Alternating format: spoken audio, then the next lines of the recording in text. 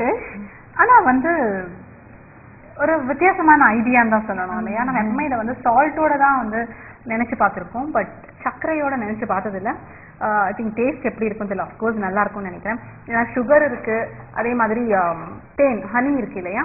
And இந்த நட்ஸ்க்கு வந்து நல்லாவே சூட் ஆகும், நல்லா சூட் ஆகும் இல்லையா? ஓகே, வேர்க்கடலைக்கு எப்படி சூட் ஆயிருக்குன்னு பார்க்கலாம். அவங்க சொன்ன மாதிரி ஒவ்வொரு வேர்க்கடலையிலயும் இப்ப வந்து அந்த சர்க்கரை கோட்டாயிருக்கு இல்லையா?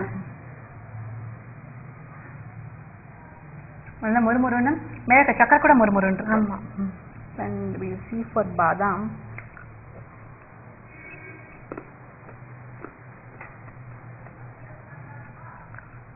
ரொம்ப டேஸ்டியா இருக்கு. சொன்ன மாதிரி ரொம்ப ஹெல்தியான டிஷ் கூட இல்லையா? குழந்தைங்களுக்கு வந்து நம்ம கொடுக்கலாம். அண்ட் முக்கியமான விஷயம், இது ரெண்டுத்தையுமே நீங்க வந்து செய்யறதுக்கு முன்னாடி டோஸ்ட் பண்ணணும்.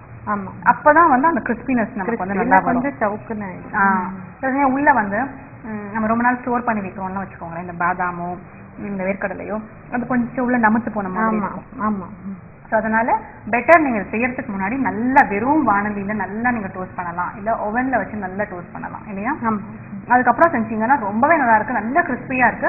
அந்த நட் மட்டும் இல்ல, அது மேல இருக்க அந்த கோட்டிங் கூட கிறிஸ்பியா இருக்கு. அந்த நீங்க சொன்ன மாதிரி சுகர் கிறிஸ்டல்ஸ் இல்லையா, ரொம்ப நல்லா இருக்கு. ஸோ கண்டிப்பா வீட்டில் ட்ரை பண்ணி பாருங்க. Thank you so much ma'am for your awesome dish. And I think இது நிஜமாவே வந்து சில்ட்ரன் ஸ்பெஷல் மட்டும் இல்லை, எல்லாருக்குமே பிடிச்ச மாதிரி இருக்கும்.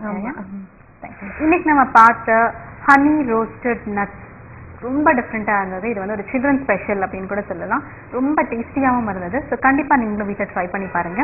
இந்த மாதிரி வித்தியாசமாக உங்களுக்கும் சமைக்க தெரியும்னா நீங்கள் பண்ண வேண்டியதெல்லாம், நீங்கள் என்ன செய்ய போறீங்களோ அதை பற்றி விளக்கமாக எழுதி அதோட உங்களோட கலர் ஃபோட்டோகிராஃப், உங்கள் வீட்டு முகவரி, ஃபோன் நம்பர் இதெல்லாம் எனக்கு மெகா டிவிக்கு அனுப்புவீங்க.